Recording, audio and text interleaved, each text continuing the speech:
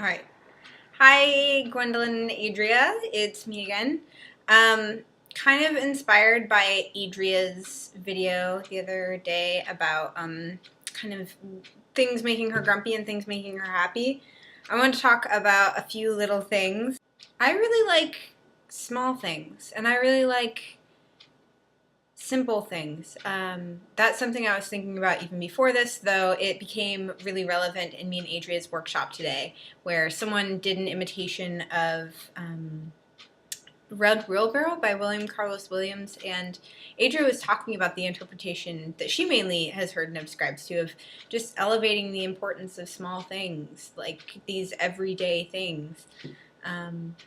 And recently I've been reading Pablo Neruda's elementary odes, also known as Odes to Simple Things. One of my friends, hi Dakota, at her school was tasked with imitating one of these odes, and she imitated Ode to Salt, because that's a thing. And so I was interested in and checked it out, and like literally checked it out from the library, and it has like Ode to an onion, ode to tuna lying in the market, ode to the color green, ode to the chef or something.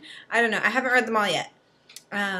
But because we had to do an imitation for this week, I did one too, and I did it on Rosemary by the checkout stand as a tuna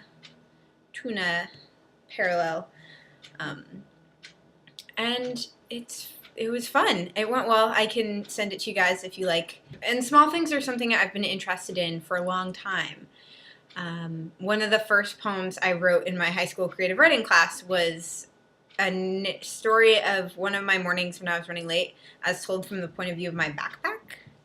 And then in my first college creative writing class, I wrote a poem from the point of view of a do not walk on the grass sign. Then later that year, I wrote an epic poem, an epic Genesis myth poem from the point of view of my socks. And then I don't know that I'd done anything quite to the same effect in my poetry classes this year until the Rosemary thing, which does not speak from the point of view of Rosemary, which is one thing that I like to do. I'm really interested in personification, but I love that chance to take these small things that are these such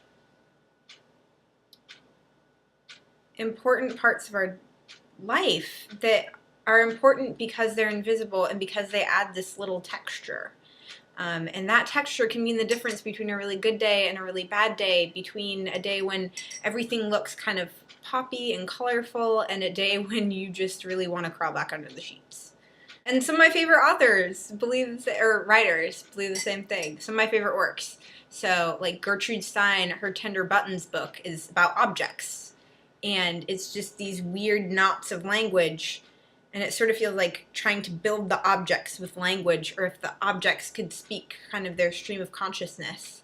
And David Byrne, lead singer of the Talking Heads, he says in an interview for their movie Stop Making Sense, which we saw together, about how he likes to write about small things. He likes to write about paper, which he did. He wrote about paper. He wrote about air. He's very in the Neruda vein. And I think actually one of my favorite moments in the whole Stop Making Sense movie is when he's dancing with the lamp during Naive Melody. And he says in the interviews, like, I like to write about small things. I've only written one love song, and in this movie, I sing it to a lamp. And he does. He does the Fred Astaire routine, except instead of a coat rack, he's dancing with the lamp. And he gets this look on his face when it's bouncing around his arms that's so tender, and it's just like, yes, that is what I want to do. Like that, really connecting with these things that otherwise would get passed by. And there's a lot I could say about like that. There's other things going on there. Maybe he's really in love with the lamp. Maybe, I don't know. But for the purposes of this video, that's one thing I really love. Like in Stranger Than Fiction, which we watched together, that movie day last year, the wristwatch becomes a pivotal point, becomes a character in its own right that's steering Harold Crick around his life, that, spoiler alert, saves his life. And I love that, and I want to elevate that. It's not just chit-chat that we're sharing here, that we're trying to recreate, that we're trying to not lose long distance. It's important things. And I just wanted to do an ode to simple things episode. Okay, so simple things that I love. This coffee mug, prepare because you care. When I did my internship with Copper Canyon Press, at the end, you got to choose one mug from the hodgepodge assortment in the break room, and this is mine. My friend got one where the handle is like a cat or a cow or something. Another took a whale mug where it was sort of like flask, like science flask shaped, and it had a whale on the side. These socks. I really have a thing for socks.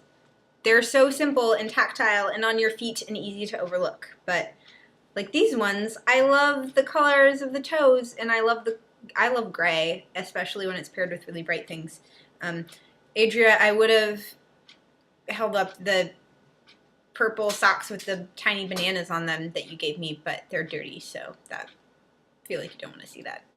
The rubber band that I use to secure my yellow notepads. So it doesn't look super relevant right now, but as I curl them over, it holds it shut. Rubber bands, little organizational things. They're adorable. Those are the things that have been adding texture to my life. That's what's going on with me. There's lots of big things going around, but looking at these small things, taking a minute to appreciate them, keeps me sane. Hope the same with you. I'd love to hear about the little things in your days, how you're doing. Gwendolyn, I look forward to hearing from you. In the meantime, take care.